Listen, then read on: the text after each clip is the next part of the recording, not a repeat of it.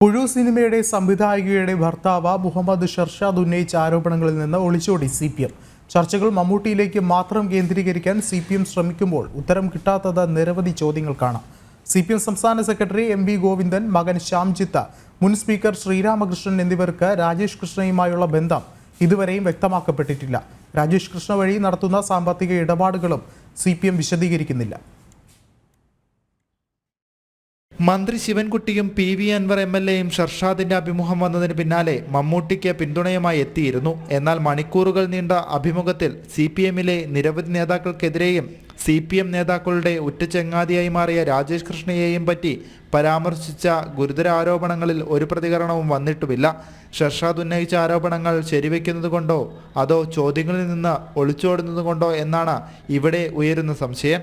ഈ രാജേഷ് കൃഷ്ണ എന്റെ ജീവിതത്തിൽ ഉണ്ടാക്കിയ ബുദ്ധിമുട്ടുകളും പ്രയാസങ്ങളുമാണ് ഞാൻ പറഞ്ഞത്. അതിന് അവര് CPMന്റെ ചില നേതാക്കന്മാരുടെ കൂട്ട് വിളിച്ചിട്ടാണ് ഇതിലേക്ക് എന്നെ ബുദ്ധിമുട്ടിച്ചുകൊണ്ടിരുന്നത്. അപ്പൊ അതില് പാർട്ടി എന്തുകൊണ്ട് ഇവരെ ഈ ഞാൻ ഉന്നയിച്ചിരിക്കുന്ന വ്യക്തികൾ എന്തുകൊണ്ട് ഈ രാജേഷ് കൃഷ്ണനെ തള്ളി പറയുന്നില്ല എന്നുള്ളതായിരുന്നു എന്റെ കഴിഞ്ഞ 2-3 വർഷത്തെ ഫൈറ്റ്. രാജേഷ് കൃഷ്ണയുടെ ചെയ്തികളെക്കുറിച്ച് വിശദമായ പരാതി പാർട്ടിക്ക് നൽകുകയും അതിനുശേഷം MV ഗോവിന്ദനുമായി വിശദമായി ഈ കാര്യങ്ങൾ സംസാരിക്കുകയും ചെയ്തിട്ടും അതിനുശേഷം പാർട്ടി സെക്രട്ടറി രാജേഷ് കൃഷ്ണയുടെ സൽക്കാരം സ്വീകരിച്ചത് മകന്റെ ഇടപെടൽ കൊണ്ടാണോ എന്നതാണ് ഹർഷാദ് ഉന്നയിക്കുന്ന സംശയം. ഗോവിന്ദ മാഷ് മാത്രമല്ല, കോടിയേരി മദ്രാസിൽ അഡ്മിറ്റ് ആയ സമയത്ത് ഗോവിന്ദ മാഷ് അപ്പോളോ ഹോസ്പിറ്റലിൽ ഞാൻ ഏകദേശം 20 മിനിറ്റ് കണ്ടിട്ട് എന്റെ കഥകൾ നേരിട്ട് ഞാൻ പറഞ്ഞതാണ്. അതിനുശേഷമാണ് അദ്ദേഹം UK പോയിട്ട് ഈ രാജേഷ് കൃഷ്ണയുടെ കൂടെ ഫോട്ടോ എടുത്ത് പോസ്റ്റ് ചെയ്യുന്നത്. അപ്പൊ ഇതൊക്കെ എന്താണ്? അത് അദ്ദേഹത്തിന്റെ മകന്റെ ഇൻവോൾവ്മെന്റ്, മകൻ ഇവന്റെ ട്രാപ്പിലാണെന്ന് പറയുന്നു. അത് അങ്ങനെ ഒരു ട്രാപ്പിൽ പെട്ടിട്ടില്ലെങ്കിൽ ഇവര് തള്ളി പറയണല്ലോ. പരാതി നൽകിയ ഷർഷാദിനെ രാജേഷ് കൃഷ്ണ മർദ്ദിക്കുമ്പോൾ തനിക്കെതിരെ നീങ്ങാൻ തോമസ് ഐസക്കും ശ്രീരാമകൃഷ്ണനും അടക്കമുള്ളവരുടെ രഹസ്യങ്ങൾ തന്റെ പക്കലുണ്ടെന്നും അവർ തനിക്കെതിരെ ഒന്നും ചെയ്യില്ലെന്നും പറഞ്ഞതായും ഷർഷാദ് പറയുന്നു. മർദ്ദിച്ചെന്ന പരാതിയിൽ കേസെടുക്കാതിരുന്നത് P ശശിയുടെ ഇടപെടലിനെ തുടർന്നാണെന്നും ഷർഷാദ് പറയുമ്പോൾ CPM ഒന്നടങ്കം രാജേഷ് കൃഷ്ണയ്ക്ക് വേണ്ടി നിലയുറപ്പിച്ചിരിക്കുന്നത് എന്തിനു വേണ്ടിയെന്ന ചോദ്യവും ഉയരുകയാണ്. ഇതൊക്കെ അന്വേഷിക്കാൻ വേണ്ടി ഞാൻ കത്ത് കൊടുത്ത സമയത്താണ്, ഈ കത്ത് കൊടുത്ത് കുറച്ച് കഴിഞ്ഞപ്പോഴാണ് കണ്ണൂരിലെ പാർട്ടി കോൺഗ്രസിൽ എന്നെ വിളിപ്പിക്കുന്നത് MA baby sir.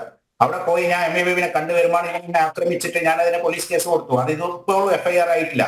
P Sasi ഇടപെട്ടിട്ട് ആ FIR പിടിച്ചു വെച്ചിരിക്കുകയാണ്. ആ കണ്ണൂരിലെ സിറ്റി പോലീസ് ഇൻസ്പെക്ടർ അടക്കം എന്റെ അടുത്ത് പറഞ്ഞു, P ശശിന്റെ ഓഫീസ് എന്ന് പറഞ്ഞു, FIR ആവരുത് എന്ന് പറഞ്ഞിട്ട് അത് ഹോൾഡ് ചെയ്തിരിക്കുകയാണ്. അപ്പൊ ഇതൊക്കെയാണ് എന്റെ ചോദ്യം. എന്തിനാണ് P ശശിനെ പോലെയുള്ള കേരളം ഭരിക്കുന്ന മുഖ്യമന്ത്രിയുടെ പൊളിറ്റിക്കൽ സെക്രട്ടറിയായ P ശശിനെ പോലെയുള്ള ആൾക്കാർക്ക് എന്താണ് ഈ ക്രിമിനൽ ആയിട്ടുള്ള ബന്ധം? തോമസ് ഐസക്കിന്റെ ഇൻവെസ്റ്റ്മെന്റ് ആണ് എന്റെ കയ്യിൽ എന്ന് പറയുന്നു. അത് അദ്ദേഹം നിഷേധിക്കണം, അല്ല അദ്ദേഹം തള്ളി പറയണം. ശ്രീരാമകൃഷ്ണന്റെ പല സംഗതികളും എന്റെ കയ്യിലുണ്ട്. സംസ്ഥാനത്തെ മന്ത്രിമാർക്കടക്കം കഴിഞ്ഞ നിയമസഭാ തെരഞ്ഞെടുപ്പ് സമയത്ത് രാജേഷ് കൃഷ്ണയുടെ നിയന്ത്രണത്തിൽ പ്രവർത്തിക്കുന്ന കിങ്ഡം സെക്യൂരിറ്റി എന്ന സ്ഥാപനത്തിന്റെ അക്കൗണ്ട് വഴി വിദേശത്തു നിന്നും പണം എത്തിച്ചതായും ഷർഷാദിന്റെ പരാതിയിലുണ്ട്. ഇതു സംബന്ധിച്ച് ജനം TV നേരത്തെ നൽകിയ വാർത്തകളിലടക്കം ഇതുവരെയും പ്രതികരിക്കാൻ ഒരു CPM നേതാക്കളും തയ്യാറായിട്ടില്ല.